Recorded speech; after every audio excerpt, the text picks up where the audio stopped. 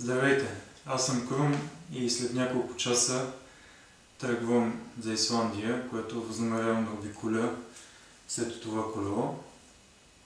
Ще карам по път номер 1 в Исландия, така нареченото исландско околовръстно или Ring Road.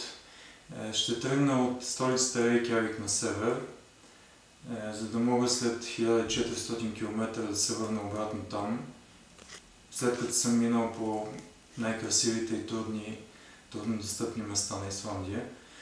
Можете да следите това пътуване на моя блог ringroadblog.eu, където ще споделям с вас преживяването си от обиколката на Исландия, която е първата по рода си за нашата страна.